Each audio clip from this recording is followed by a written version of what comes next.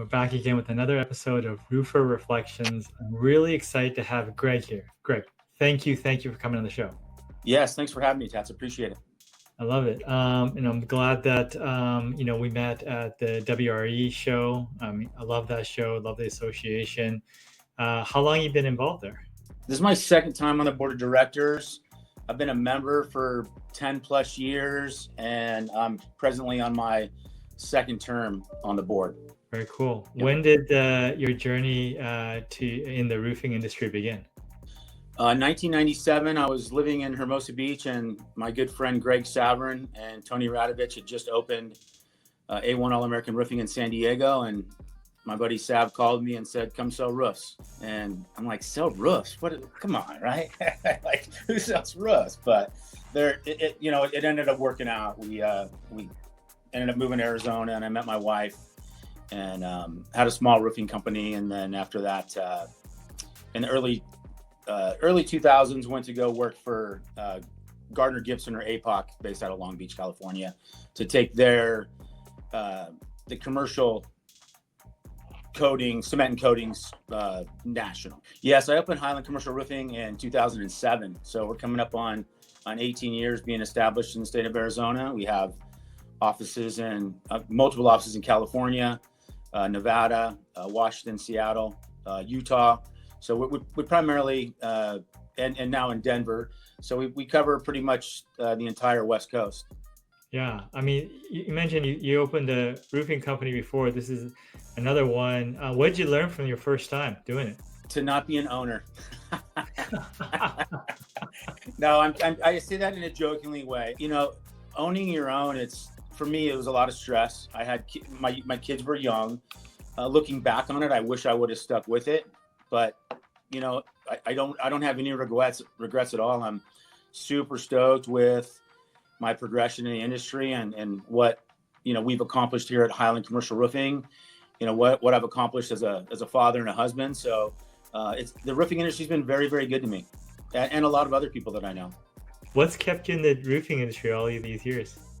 I love it. I mean, the people, the camaraderie amongst, you know, even our competition, the clientele base, the face-to-face interaction. Thankfully, it's back. We're really striving to get our business development and senior project managers back in front of the customer. You know, instead of emails. You know, we got so stuck behind the email chain after 2020, and so now it's like more face-to-face interaction. It's been a tough year in Arizona, though. I mean, we had a tenth of an inch of rain since the beginning of monsoon season.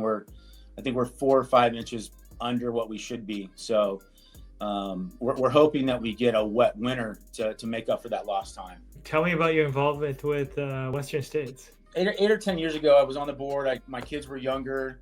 I didn't take my last term because I feel like I needed to dive in and be there to help my kids grow. So this time around, it's a lot different.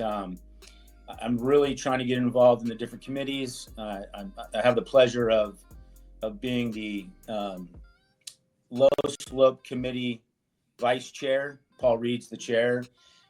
Really involved in the industry, roofing industry standards, the different type of committees. We have an industry issues committee is what I was trying to think of. So really involved in that. A new president in Chris this year, I'm just super excited to work with her. She's reached out to a lot of us on the board, or all of us on the board, with ideas how we can make the Western States Roofing Contractors Association better. So we have our first board meeting here in 2 weeks up in Monterey.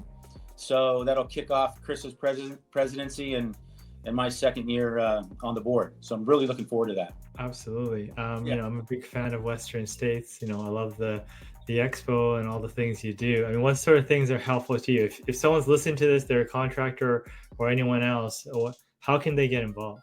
WSRCA.com, right? Go on the website. There's so much information on there. If somebody is not a member in the Western region, I highly recommend it. It's cost effective. We have a safety program that you can download on your phone. We have technical bulletins that get put out by our roof consultant on staff.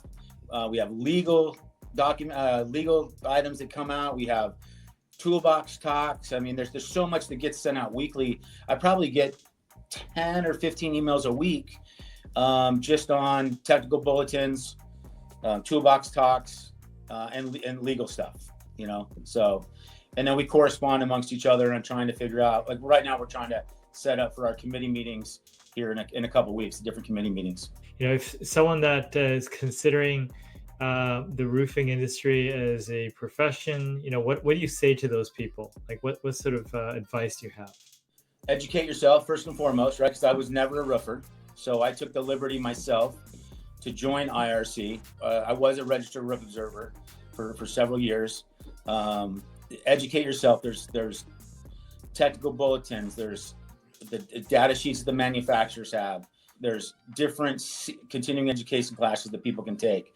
It's super easy. Everybody that works for me in the sales side of it, they've all taken the NRCA classes, from roofing 101 to how to do, even though we don't do a lot of different roofing systems, we have the knowledge of all those roofing systems, and if they don't, then they come and they ask me, and then we go from there. That way we can give our customers accurate information.